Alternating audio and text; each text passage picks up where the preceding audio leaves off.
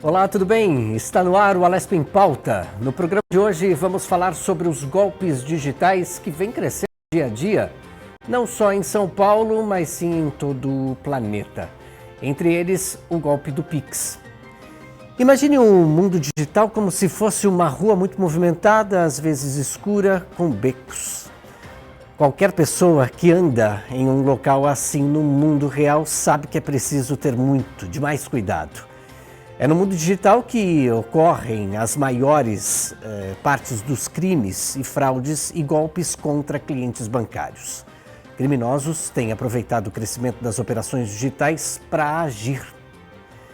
Inúmeros artifícios são usados como mensagens que afirmam que a conta do cliente está irregular, o cartão ultrapassou o limite, ou ainda a necessidade da atualização de token. Técnicas como as chamadas pescarias digitais usam e-mails, SMS, posts em redes sociais e páginas falsas na internet para induzir o usuário a revelar senhas e dados pessoais. O golpe mais comum é a falsa central de atendimento, quando o criminoso entra em contato com a vítima se passando por um suposto funcionário do banco informando que foi feita uma compra de determinado valor ou que a conta foi clonada. E a partir daí, gente, a solicitação dos dados pessoais e financeiros sob o argumento de estornar as transações e proteger a conta da vítima. Para falar sobre essa ação criminosa, vamos conversar com o diretor de Segurança Corporativa, Adriano Volpini. Seja demais bem-vindo ao nosso programa Alesp em Pauta. Muito obrigado pelo convite, Arthur. É um prazer estar aqui. Essa pauta é super importante. Alertar a população e esclarecer os pontos de proteção são fundamentais aqui. Então, muito obrigado pelo convite. Nós que agradecemos. E aí eu vou te fazer um convite para adentrar nessa analogia de fato que trouxemos. Permitam-me, olha, é preciso mais que a luz externa, interna, mas a luz aqui, ó, para discernir. E tá difícil discernir muitas vezes. Essas ruas estão muito escuras e os becos assustam, hein? Pois é, quando nós olhamos o cenário do sistema financeiro, é interessante como o crescimento das transações digitais foi vertiginoso e acentuado após a pandemia. Então, o número de transações é muito grande. Hoje, você parar para comparar, a cada 10 transações no sistema financeiro, 8 são feitas por canais digitais. E essas transações ocorrem por canais digitais não por preferência dos bancos, mas sim pelos próprios clientes, que gostam da comodidade de não ter que se deslocar até uma agência, por exemplo. Como as transações caminharam para o mundo digital, os golpistas e fraudadores também caminharam para lá. Só que esse crescimento das transações não necessariamente acompanhou o crescimento no conhecimento das pessoas de onde exatamente estão os becos escuros em que algo errado pode acontecer. Eu acho essa analogia ótima, ela é muito boa mesmo, porque nós sabemos que descer uma rua com a carteira no bolso de trás, uma rua movimentada, você pode chegar no final da rua sem a carteira no bolso de trás. Mas o que significa descer essa rua na internet, né? Então, esse é um dos principais problemas que hoje assola a população e os consumidores bancários em geral. E fazendo até um registro, Arthur, que estes problemas não têm relação exclusiva com as transações bancárias. O mundo digital traz consigo aqui uma série de ameaças em que nós vamos ter que aprender a conviver, dado que o mundo digital, a relação digital veio para ficar, né? Agora, de que forma conviver com esses muitos crimes, né, Adriano? Porque assim como existe uma inteligência do lado de lá ruim, é claro que existe uma inteligência do lado de cá, que é o lado bom, e tentando combater cada vez mais esses crimes. Quais seriam essas atenções necessárias do nosso público, do nosso telespectador, do cidadão paulista, daqueles que vivem espalhados pelo mundo inteiro? Esse é um ótimo ponto. Quando nós olhamos para a nossa relação digital e, sobretudo, na relação bancária, um dos principais motes que nós usamos para tentar conscientizar a população é que as pessoas desconfiem, né? Estejam sempre alertas que ofertas muito vantajosas, situações em que as relações parecem extremamente favoráveis, né? Como você vai comprar um produto que custa R$3.000, você recebe uma oferta para comprá-lo por R$400, né? São ofertas quase que impossíveis. Então, quando você se depara com este tipo de oferta, esse tipo de situação que pode lhe parecer super vantajosa, é importante parar e desconfiar e checar. Pode existir uma oferta? Pode existir uma situação? Pode, mas checar é muito importante e usar sempre canais oficiais para fazer essas checagens, né? Então, se você recebe lá, por exemplo, um SMS de uma oferta de um varejista qualquer, uma loja qualquer, dizendo, olha, tem aqui essa televisão que custava R$2.000, estamos vendendo por R$400. Né? Vá diretamente no site dessa loja, desse varejista e confirme. Né? Está lá, de fato, essa oferta?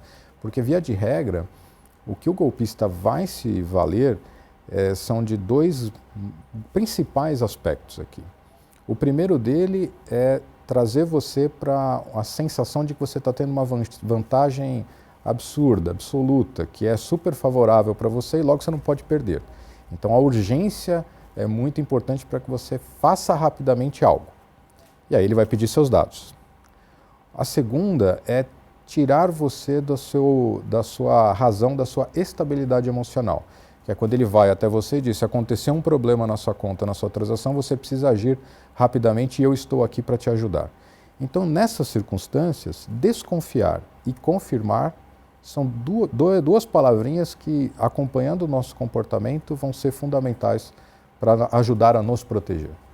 E olha, isso que Adriano nos trouxe aqui é de fundamental importância. É o princípio, viu, Adriano, jornalístico, inclusive, é a checagem na fonte segura, confiável. Perfeito. E é interessantíssimo porque quantas vezes, né, a gente recebe aqui pelo celular, por e-mail, enfim, existem mensagens chegando a todo momento, não é? E são mensagens muito duvidosas e nós precisamos estar atentos a isso, exatamente isso. Nós trouxemos no início do nosso bate-papo, Adriano, situações como, por exemplo, o Pix, né? Mas existem diversas artimanhas aí, diversos golpes. Quais seriam os principais deles, se assim a gente pode falar assim, né? A criatividade do golpista é muito grande, né? Então, ele sempre vai se valer desses dois pontos que eu coloquei para você inicialmente. Mas, via de regra, hoje, tem alguns golpes que são mais comuns aqui. Um que é super tradicional e bastante difundido, explicado na mídia, que é o golpe do WhatsApp, né? Alguém entrando em contato com você e pedindo um dinheiro, uma transferência, alegando que é um familiar.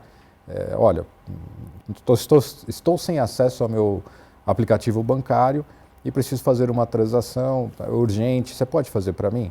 E o processo é muito simples, eles cadastram um celular novo, pegam uma foto da pessoa na internet, colocam neste perfil do WhatsApp novo, dizendo, olha, anota meu novo número, e a partir daí ele começa essa interação. Em alguns casos, ele simula uma ligação telefônica para a pessoa e quando a pessoa vai atender, ele desliga. Porque, de fato, se você falar com aquele número, você vai perceber que você não está falando com a verdadeira pessoa. Ou com o pai, o filho, esposa, irmão, etc.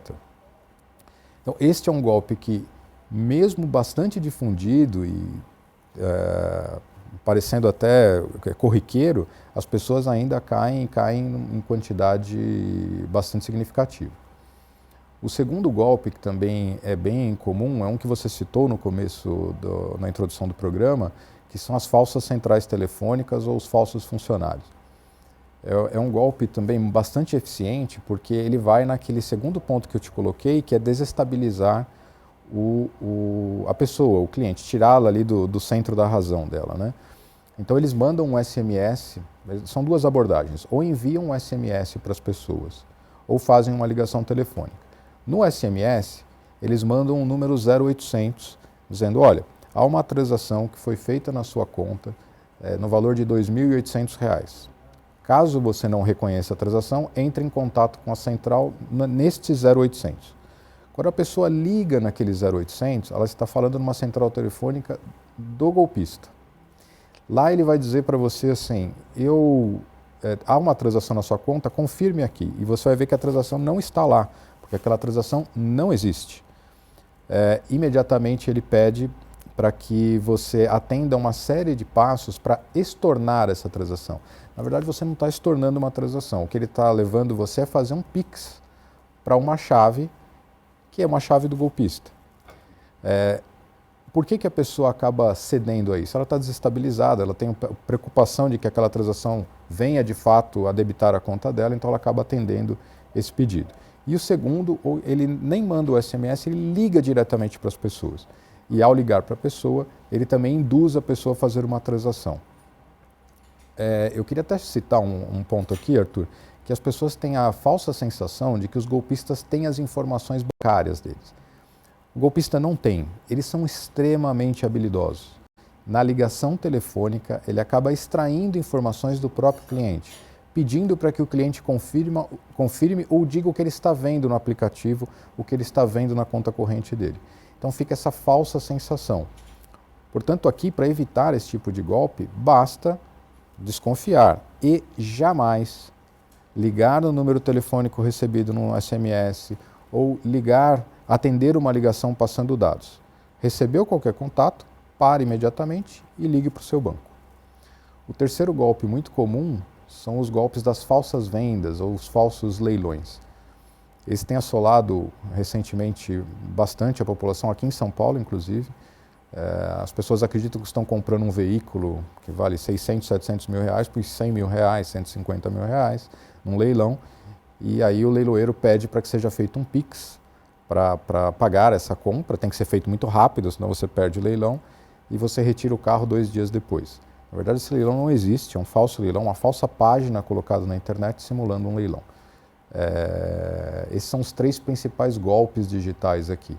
Há um último que acho que vale citar, que também acontece muito no nosso dia a dia e se intensificou após o retorno da pandemia, que são as falsas transações em terminais com um cartão magnético, um cartãozinho de débito ou de crédito.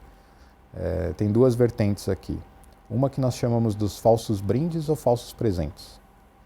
Basicamente, alguém vai até a sua casa, ele sabe a sua data de aniversário, se ele procurar na internet, ele vai encontrar o dia que você nasceu e ele vai até a sua casa, toca no seu interfone ou bate na sua porta e diz que você recebeu um presente. Mas você precisa pagar pelo frete desse presente, pelo transporte. E aí ele apresenta para você uma maquininha. Você acha que está pagando R$10, mas na verdade ele passa uma transação de R$1.000 no seu cartão. Isso é muito comum, essa alteração de valor, tanto em locais de grande aglomeração, festas, eventos, etc., em que você está com um comerciante qualquer, uma transação muito rápida, em vez de ele passar o valor correto, ele passa um valor indevido. Olha, essa do presente eu já ligaria para a pessoa e falaria assim, pô, você está me dando um presente, mas está pedindo para que eu pague o frete? Pô, que coisa é essa? Tem que ficar de olho, porque são coisas assim muito que, simples, na verdade, né? São histórias que às vezes não, quase sempre não tem fundamento, né? Exato. E aí, Adriano, a gente falava agora há pouco como se proteger, não é, de inúmeras situações como essas. Agora, a gente está com o celular em mãos, existem diversas formas, até com o celular, né? Quanto mais senhas a gente colocar, biométricas, tem agora a ocular, o reconhecimento facial, né? É extremamente importante a gente trazer também essas menções, porque os bancos, né, estão cada vez mais preparados também para combater esse tipo de situações e fraudes. Haja vista que a gente liga a televisão, a gente observa diversas propagandas, né? Então a gente tem chamado, as instituições financeiras têm chamado cada vez mais a atenção do público justamente para que as pessoas se antenem em relação a isso. E aí, além daquelas que você já nos trouxe, o que mais é importante, né? Eu falei agora de inibir aqui as senhas, tal, o que é mais importante o cidadão ficar de olho, gente, porque a gente precisa tentar, essas histórias, a gente não cola, a gente precisa estar ciente, né? Não dá. Não, sem dúvida. E Arthur, alguns pontos que você colocou são fundamentais. Vou dar alguns números para você entender aqui o tamanho da responsabilidade que os bancos trazem para o assunto de segurança. Os bancos investem por ano 3,5 bilhões de reais em segurança. Isso para proteger a infraestrutura do banco, mas também desenvolver de maneira segura os aplicativos, os sites que os clientes usam. Além disso, esse investimento também passa por técnicas de autenticação do cliente, né, para saber se é você mesmo que está fazendo a transação com tecnologia muito sofisticada.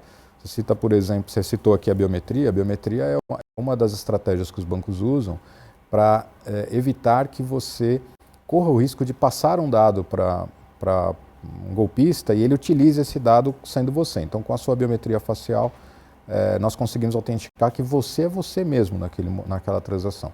Então, 3,5 bilhões de reais é bastante dinheiro, né? Esses investimentos tornam os sistemas bancários muito seguros. E em função dessa segurança, os golpistas começaram a interpretar da seguinte maneira: se é tão difícil eu passar pela segurança do banco, eu vou atrás do cliente, da pessoa física, lá do cidadão que vai fazer uma transação. Portanto, é muito simples fazer um golpe, uma fraude. É muito simples, basta um telefone, ligar para a pessoa e induzi-la a fazer uma transação. Para lutar contra isso, os bancos também consideraram que era seu dever ajudar as pessoas a se conscientizar de como operar e como se proteger. O ponto que você colocou de como configurar celulares, etc., é fundamental, como você se comporta na sua internet em casa e tal. Então os bancos decidiram passar a falar de uma forma muito aberta com a população, dizendo: olha, o risco é esse, acontece dessa forma e para se proteger você precisa fazer seguir estes passos. Tá? E campanhas bastante ousadas, né? Alguns bancos, você está aqui o Itaú, por exemplo, mesmo o Bradesco, o Banco do Brasil, foram para horários nobres na TV aberta para falar de golpes e de como se proteger. Né? São campanhas que você deve imaginar de valores bastante altos, né? Mas os bancos têm a firme convicção de que também é papel do banco fazer essa conscientização. Vou dar um outro exemplo aqui: os bancos estão cada vez mais se aliando com os clientes, né? No Itaú, o slogan da campanha é bem interessante, né? Que é: juntos nós protegemos em dobro. Né? Então, se um fizer a sua parte e o outro também, fica bem mais fácil que a transação ou que a relação fique mais segura. Então, alguns cuidados muito simples, acho que um primeiro que vai ajudar muito a todos, que passa pelo uso do celular. Se você for olhar hoje a relação bancária das pessoas com as instituições financeiras, ela é primordialmente via celular. Os aplicativos bancários dominam as transações, o que é ótimo, porque é um bom meio de relação entre os bancos e os clientes.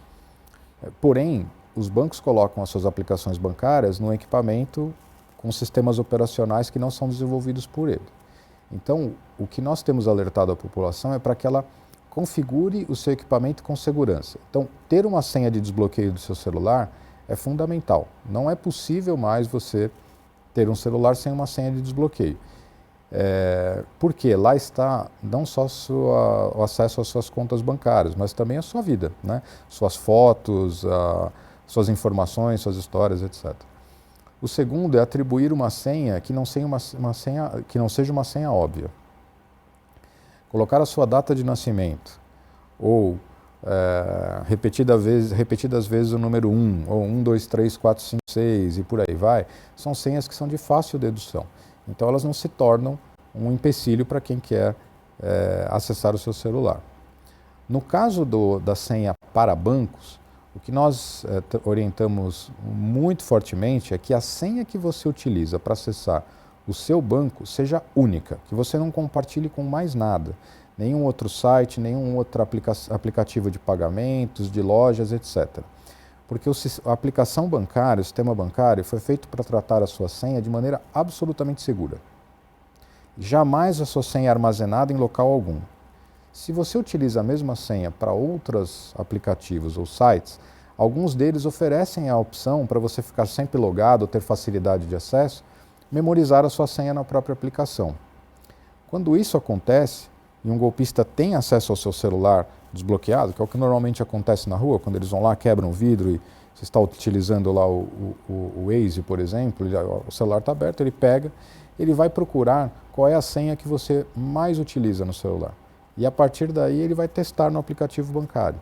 Se você utiliza a mesma senha para tudo, basta ele visualizar a senha em qualquer lugar, ele vai testar no seu aplicativo bancário e ele vai conseguir acesso.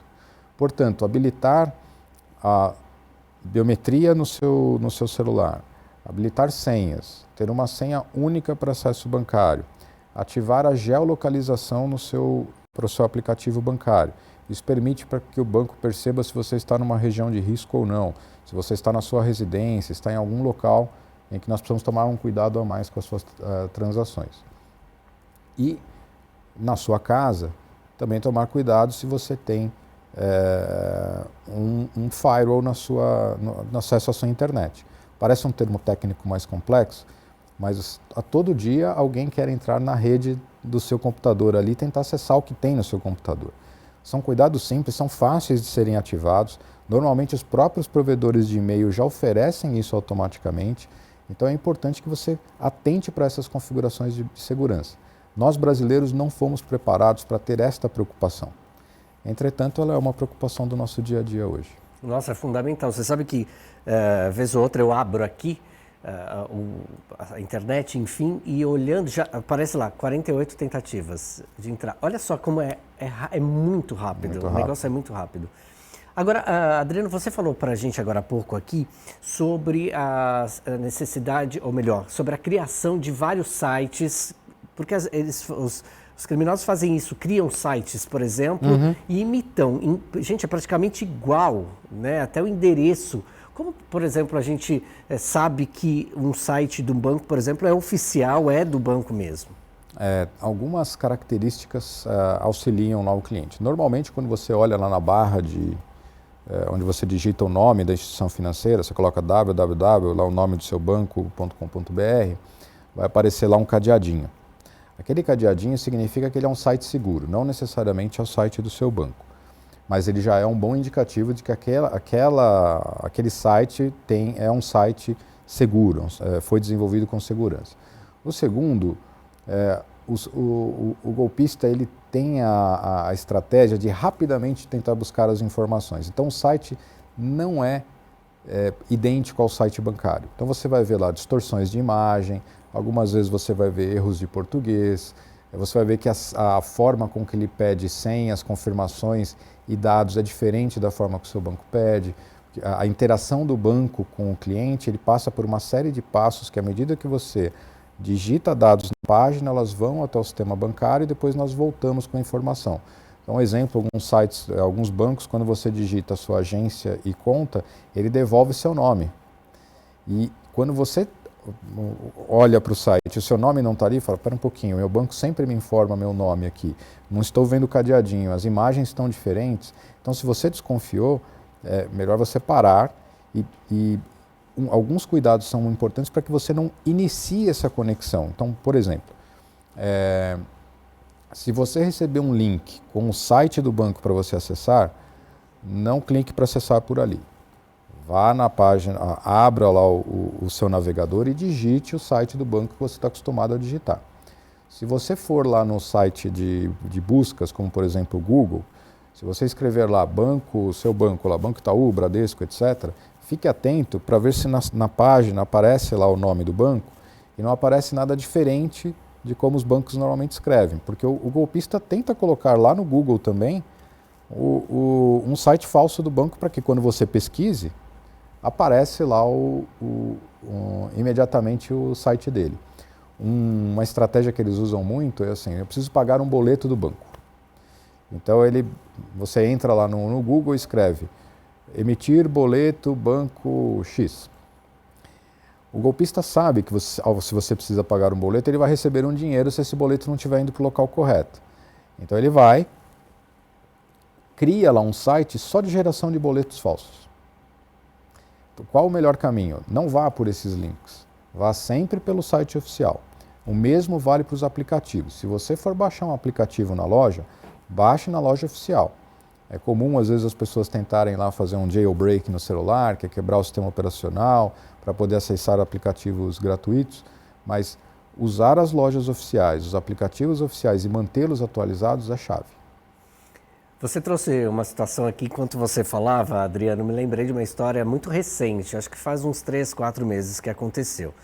Uma pessoa muito próxima a mim recebeu um WhatsApp, uma mensagem aqui pelo aplicativo de mensagens instantâneas, e aí ela recebeu a foto dessa pessoa, estava lá normal, a fotografia da pessoa, começou a conversa. E aí, eu troquei o número de telefone, assim, assado, tal, não sei o que, lá. E, primeiro golpe, né, já o WhatsApp falso.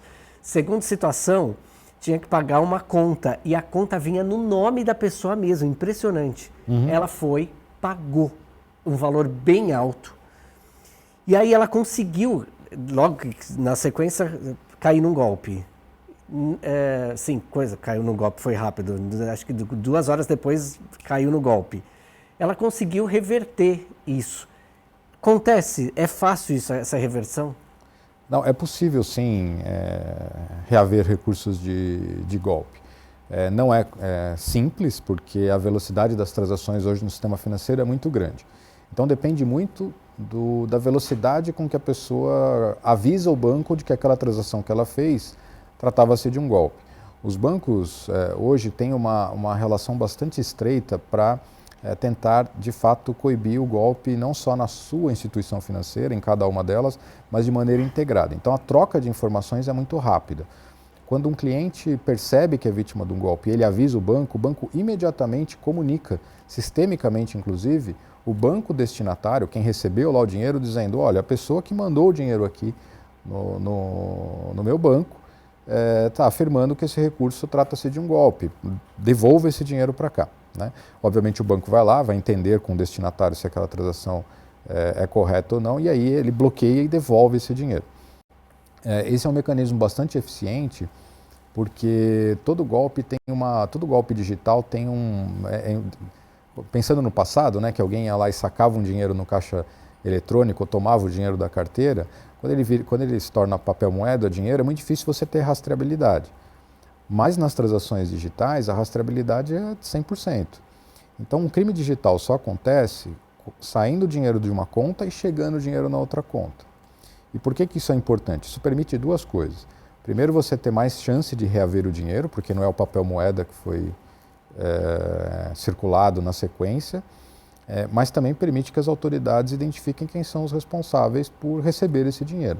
Hoje tem um fenômeno no mercado brasileiro e muito similar ao que nós vemos em outras regiões do mundo. Esses problemas de golpes bancários, ele não é um problema exclusivo do Brasil, ele é um problema que acontece em várias regiões do mundo, mas no Brasil a quantidade de laranjas que nós chamamos, né, ela é bastante grande, ela cresce muito, né? Justamente porque as pessoas acreditam que emprestar a conta recebendo uma remuneração, na verdade é um aluguel de conta, para receber um dinheiro de crime não é problema.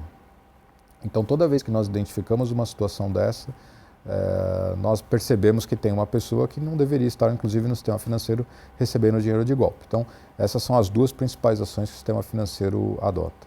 Olha, o Adriano falou uma coisa agora no início da resposta dele, que é essa questão da aproximação, ou essa proximidade com o cliente, né? A instituição financeira com o cliente. Eu, por exemplo, falo muitas vezes com o gerente da minha conta. Então, gente, a gente está com o celular em mãos, tem o contato, né, do seu gerente, converse com ele, essa sem dúvida é uma porta fundamental. Adriano, a gente vai fazer um rápido intervalo, é muito rápido, você que está aí do outro lado, é o tempo de você tomar uma água, a gente já volta.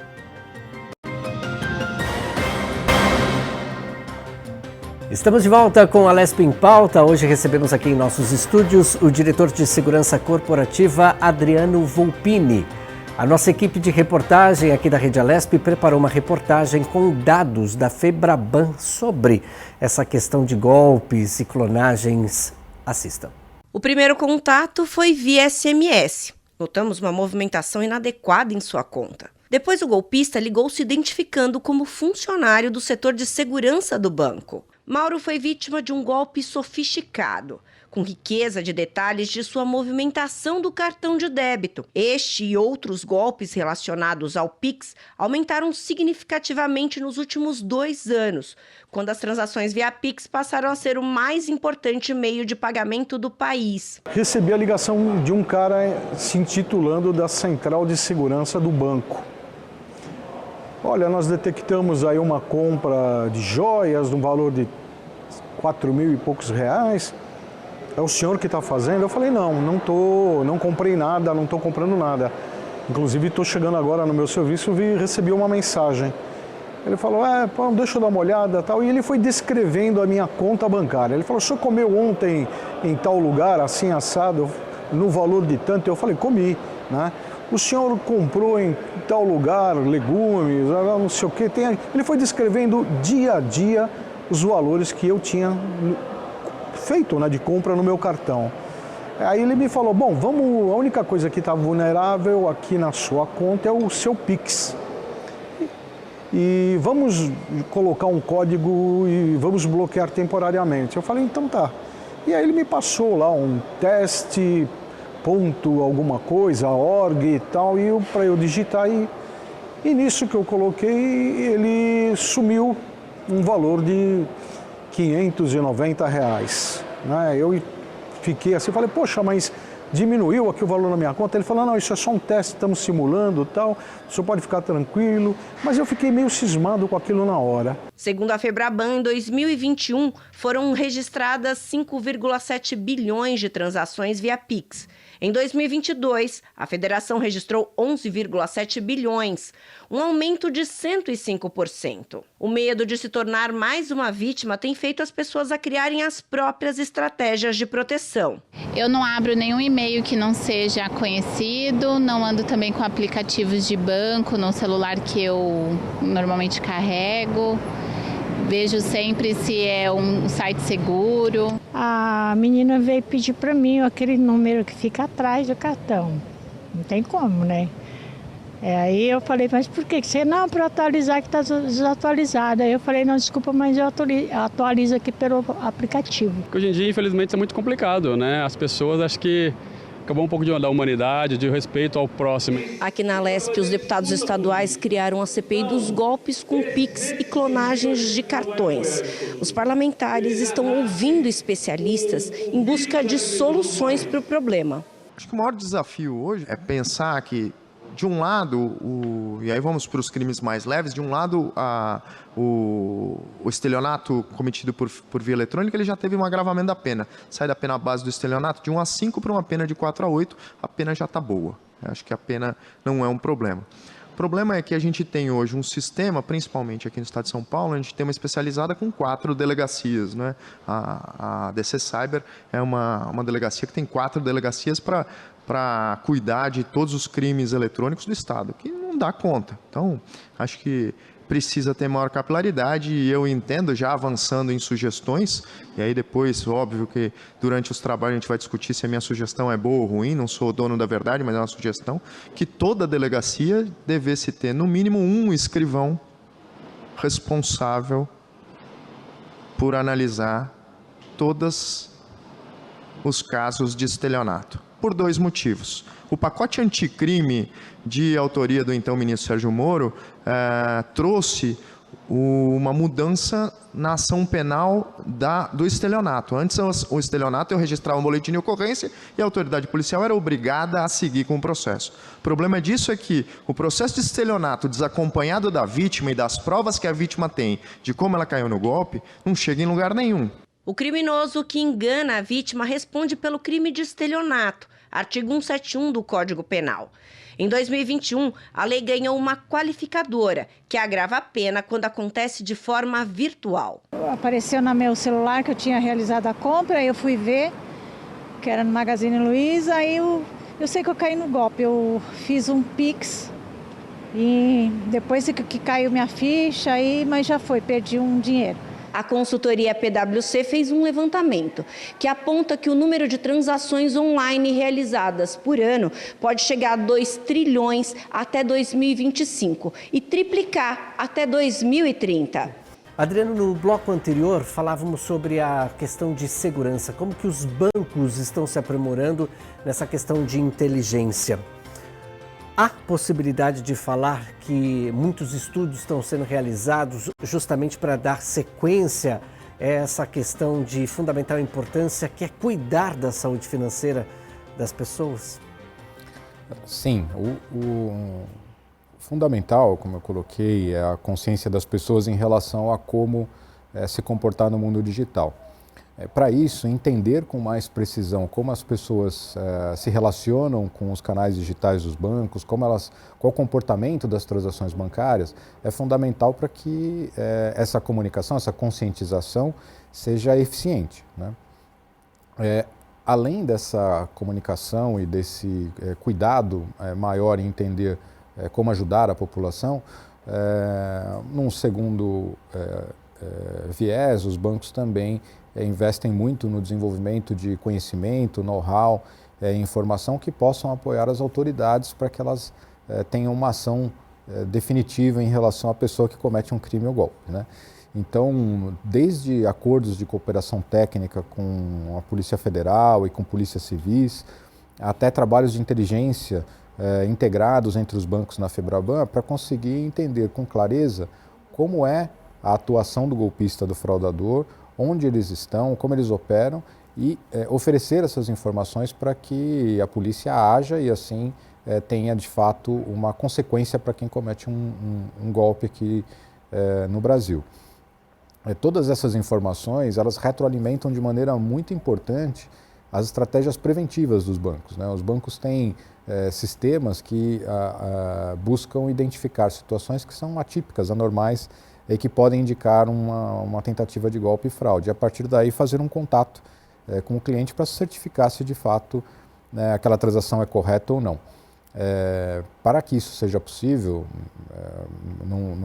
nas trilhões de transações de PIX, por exemplo, executadas pelo sistema financeiro, o volume é na casa de trilhões, né? Só com muito estudo, informação e aprofundamento de comportamento, tanto de como o brasileiro interage no sistema financeiro, como também os golpistas agem nas tentativas de golpe e fraude. Você citou agora a FEBRABAN, acho que é importante a gente repercutir os dados, né, que são apresentados. Traz para a gente reflexões sobre isso, por favor. A FEBRABAN tem um fórum executivo, onde os principais executivos de segurança dos bancos interagem para troca de informações, conhecimento e alguns dados. Hoje, mais de 70% de todos os problemas vistos no sistema financeiro envolvendo golpes e fraudes têm como origem a engenharia social. Esse foi um dado bastante alarmante para nós e que indica a importância da consciência das pessoas, da informação chegar até o cliente final. Por isso, no começo eu disse que era tão importante aqui esse nosso bate-papo, né? E o crescimento após a pandemia também nos chamou bastante a atenção, embora esteja correlacionado com o maior uso do canal pelos clientes, também nos chamou muita atenção como o que nós chamamos que os golpistas amadores também começaram a adentrar as tentativas, né? Agora não é só mais aquele golpista fraudador profissional que ataca as pessoas aqui no Brasil. Como todo mundo percebeu que é muito simples convencer alguém a fazer algo errado, nós temos os novos entrantes, que são pessoas inexperientes e que atuam aqui no sistema financeiro livremente. Então, com base nessas informações, a FEBRABAN decidiu, inclusive, pelos seus investimentos de campanhas específicas aqui, exclusivas, focadas nos clientes de todos os bancos para explicar detalhadamente os golpes. Traga também uma consciência para o nosso cidadão que está nos acompanhando, por favor, Adriano, em relação à educação, conscientização. Porque a gente está no Parlamento Paulista, é de fundamental importância, não é? Que se fomente cada vez mais ideias como educar a população, conscientizar a população. A educação é chave para quase todos os processos e na relação digital mais ainda. Onde nasce o golpe? Qual é talvez o que pudesse sumarizar aqui o problema que nós vemos aqui no Brasil e estamos vendo em outras regiões do mundo, chama-se engenharia social. E a engenharia, por que esse nome de engenharia social? Basicamente, o golpista, ele busca informações que nós mesmos disponibilizamos na internet, ou preenchemos em cadastros de lojas, ou oferecemos de alguma forma em contatos telefônicos ou em relações digitais. E a engenharia social, ela tem muita eficiência, essa estratégia, nos casos em que a pessoa não está devidamente preparada, porque é muito mais simples que ele tenha sucesso nisso. Essa técnica da engenharia social, ela é antiga. Vou dar um exemplo para você mais claro. Você deve ter já ouvido falar nos golpes do bilhete premiado, né? É um golpe de décadas aqui no Brasil. Basicamente, explicando aqui para todos os nossos telespectadores aqui, como que o golpista agia, né? E essas informações foram possíveis depois que a polícia prendeu e conversou com quem aplicava esse golpe à época, que, pasme, ainda acontece hoje, em menos intensidade, mas acontece. O golpista saía de casa com um suposto bilhete que havia sido premiado na loteria. E aí ele procura a vítima. Como que ele procura a vítima? Ele olha a pessoa na fila, numa fila qualquer, numa fila de uma agência bancária, ele aborda essa pessoa e diz: eu tenho aqui um bilhete que foi premiado, mas eu estou sem tempo para ir lá retirar meu bilhete, retirar o prêmio, né? O prêmio aqui são R$500 mil. Só como eu estou sem tempo, tem uma certa burocracia, estou com problema de documento, etc. Você não quer ficar com o bilhete e me pagar R$50 mil? Todas as circunstâncias para um golpe estão na mesa, né? É uma pessoa muito esperta e quem está sendo a vítima se acha mais esperta, porque fala: poxa, eu vou ganhar R$450 mil sem fazer nada. E aí ele vai, compra o bilhete premiado. Até que ele descobre, quando ele se encaminha lá à lotérica ou à Caixa Econômica, que aquele bilhete não existe, não tem aquele prêmio. O golpista preso, ele diz de forma muito clara: eu procuro a pessoa que me pareça menos preparada para que eu possa convencê-la a comprar o bilhete. A mesma forma de abordagem dos golpes digitais, essa é a mesma forma utilizada na abordagem por golpes digitais. O golpista, ele tenta de maneira bastante ampla, ele não tem uma vítima em específico, ele tenta com várias pessoas. Aquela menos preparada que cair é lucro. Então, conscientizar e educar as pessoas para que elas tenham, de fato, um sentimento de proteção às suas informações. Nós aqui não temos o hábito de destruir os dados, as nossas informações, quando a gente joga as nossas correspondências no lixo, por exemplo. Alguns estudos feitos fora do Brasil mostravam especialistas que pegavam no lixo das pessoas, lixos corriqueiros do dia a dia, a quantidade de informação disponível que você conseguia estabelecer padrão de vida, dados, informação, onde tinha a relação bancária, se viaja, se não viaja, como viaja, etc. Nós não temos a preocupação com a segurança. Não é natural para nós, né? Então, educar é o princípio. E isso passa tanto pela educação fundamental quanto pela educação digital. Sabendo de algumas dos desafios da educação fundamental, a comunicação e a conscientização, essa educação digital, ela precisa ser muito lúdica, muito simples e que permita que as pessoas de fato entendam o recado, né? Então, acho que você tocou num dos principais pontos, que é educar e conscientizar. Talvez seja a melhor alternativa para se proteger no mundo digital. Agora, tem uma outra situação também, Adriano. Eu tenho o meu cunhado, ele é arquiteto da informação também de uma instituição financeira, e nesse fim de semana nós estávamos conversando, e ele, como tecnólogo da informação, arquiteto da informação, ele faz parte de vários grupos, e ele trabalha com a questão de segurança no banco. Então, o que acontece? Ele estava me explicando, me mostrando, inclusive, WhatsApps, trocas de mensagens, que você digita o nome da pessoa, automaticamente vem a capivara, entre aspas, perdão pela expressão, mas é exatamente essa que a gente utiliza, da pessoa. Ele digitou meu nome, veio tudo sobre mim, veio tudo sobre mim. Como que os bancos estão se fortalecendo em relação a esses assuntos, que é fácil, qualquer pessoa pode ter acesso ali e pega toda essa informação? Como eu mencionei um pouquinho antes aqui, infelizmente, a nossa consciência não ajuda a gente a proteger os nossos próprios dados. Então, se você chegar hoje na internet e colocar lá no Google o seu nome e começar a procurar as suas informações, você vai ver que existe muita informação sua disponível na internet. Como elas surgem ali? A internet é uma junção de quase todas as informações que nunca são eliminadas, né? Mas toda vez que você vai e preenche um cadastro em algum lugar, você entra num site e coloca alguma informação, as suas redes sociais, etc., elas passam a ser fontes de informação para esses aglomeradores de dados. Né? Existem algumas empresas, algumas com uma atuação correta e outras não tão corretas assim, que se destinam a gerar essa aglomeração de dados. Como eu posso evitar que isso aconteça? O principal é não colocar dados indevidamente disponíveis para que eles sejam buscados. Né? As informações bancárias são impossíveis de serem extraídas. Os bancos têm um cuidado, como eu mencionei, 3,5 bilhões de reais de investimento, justamente para proteger que os dados estejam disponíveis indevidamente para acesso de alguém. Entretanto, os principais dados usados pelos golpistas são os nossos dados pessoais mesmo, os nomes de pai, mãe, nosso número telefônico, nossa data de nascimento, preferências. Pega, por exemplo, em alguns casos, os perfis de redes sociais que estão abertos. Né? E aí o pessoal já lá marca quem é a mãe, quem é o pai, deixa a foto disponível, coloca lá a casa de campo de onde ele tem, etc. Aí você começa a ter uma série de informações que servem para a engenharia social. Então, como que os bancos, ao perceberem também esse problema, né, e que não é de fácil solução, os bancos migraram para processos que autenticam o cliente de maneira bastante robusta.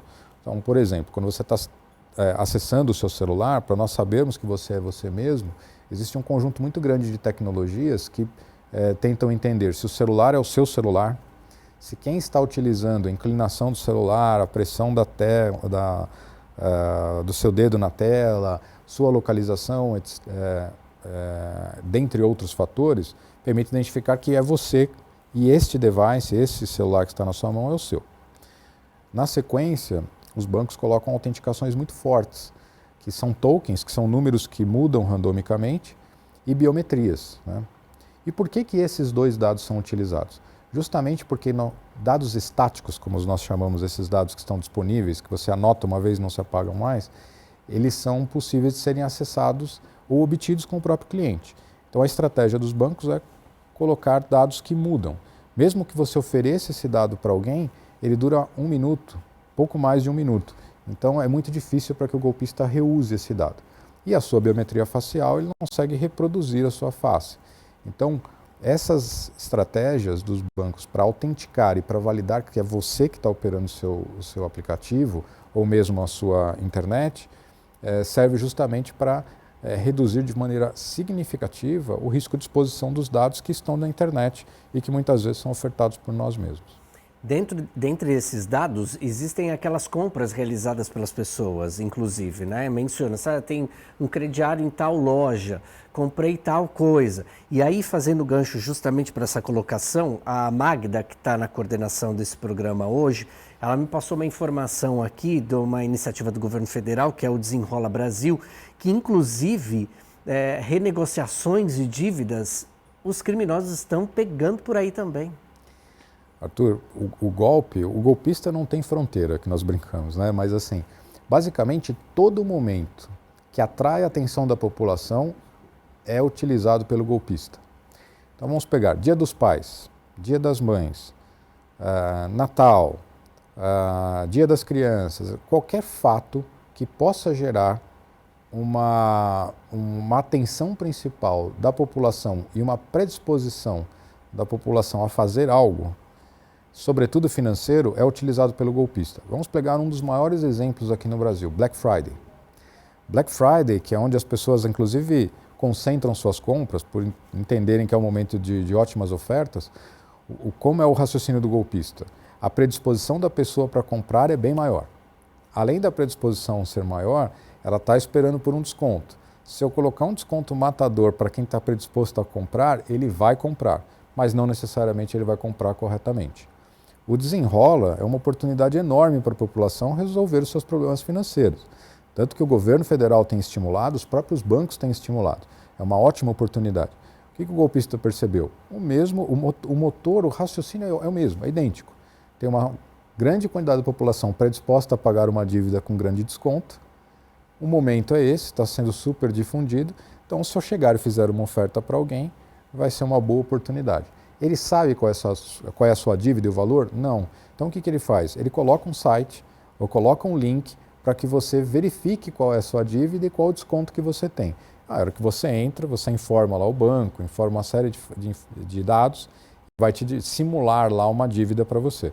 Quando ele simula essa liquidação da sua dívida, ele está capturando os dados e depois ele vai voltar como oferta para você mesmo, né? Então, esses momentos são momentos chaves.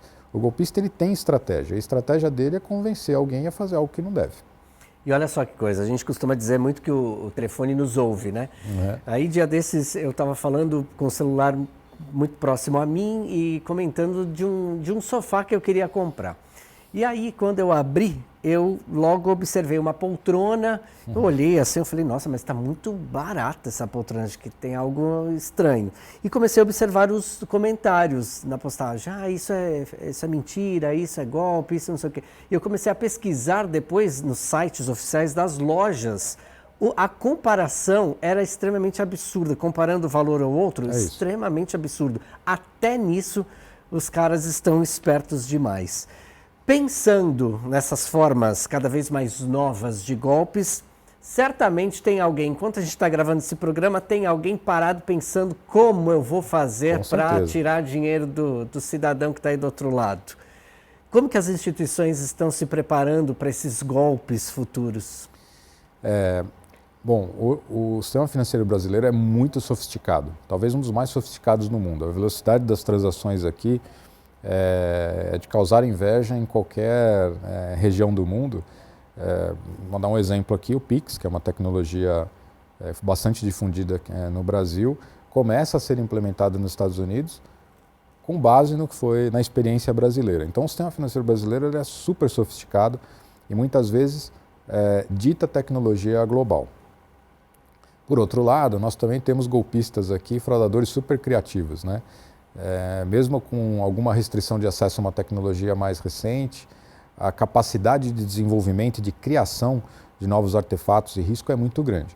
Então, esses são dois fatores que os bancos já têm em mente, dizendo, olha, eu estou num ambiente aqui muito sofisticado, em que a tecnologia é a regra, né, nas transações, e por outro lado, é um ambiente mais complexo sob a ótica de segurança. Pensando nisso, os bancos definem basicamente duas grandes estratégias aqui. Uma delas é a conscientização, como eu já disse muito para você, e a segunda é a busca de tecnologia extremamente avançada que possa apoiar o cliente na sua jornada financeira, né? Então, muitas das tecnologias que são utilizadas aqui no Brasil são vanguarda, né? Assim, o uso, por exemplo, de biometria facial para autenticação de transações em larga escala, ela é muito mais difundida e mais completa aqui no Brasil.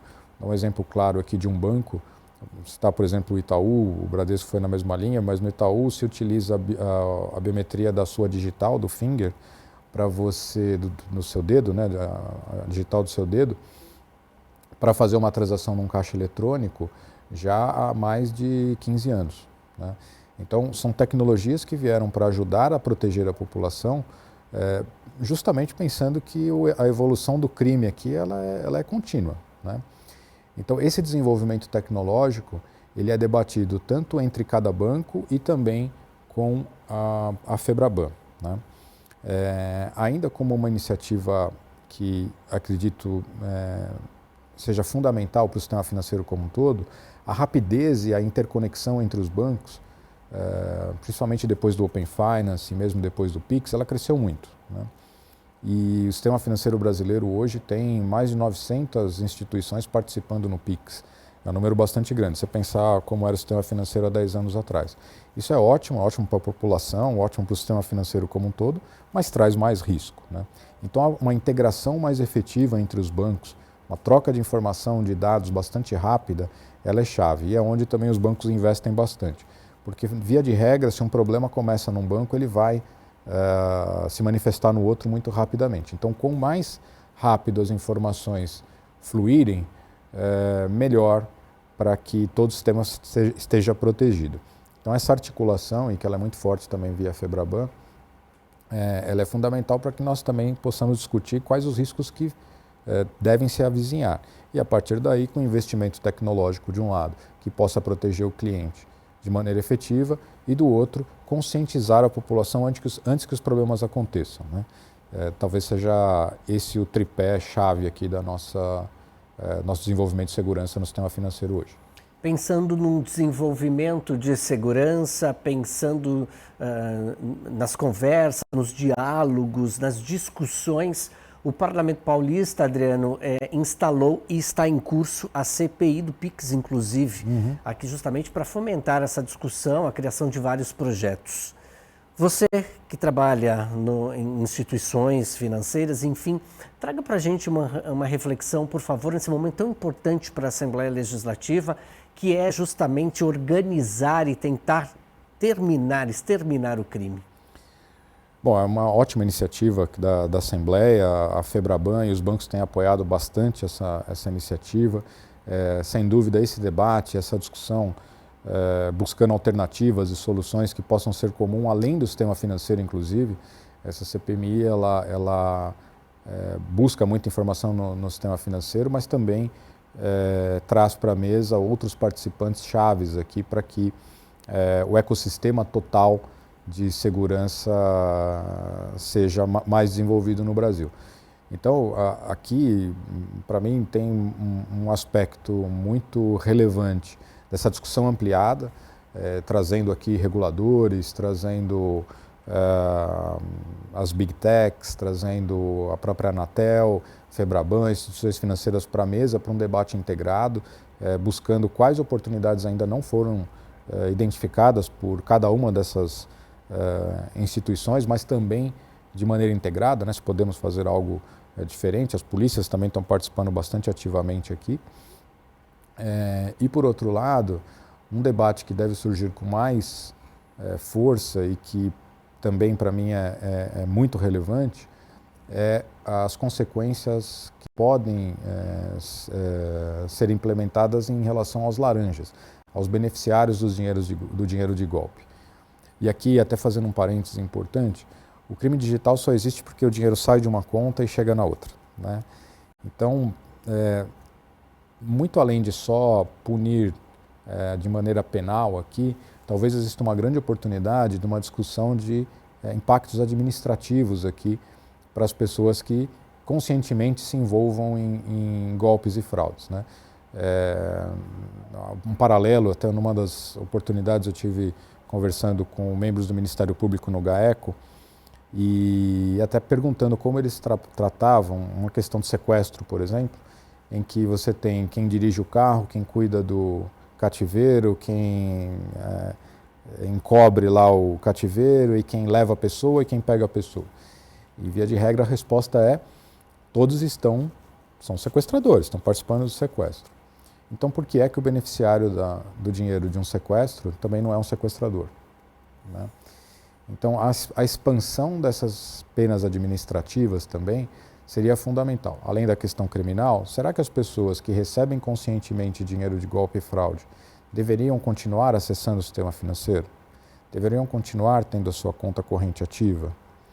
Deveriam conseguir abrir novas contas no sistema financeiro? Elas causaram um dano para alguém. Às vezes alguém perdeu o dinheiro, que era a economia da vida, né? Então, tratar isso de uma forma mais ampliada pode trazer também uma melhora no ambiente de negócios do Brasil como um todo, né?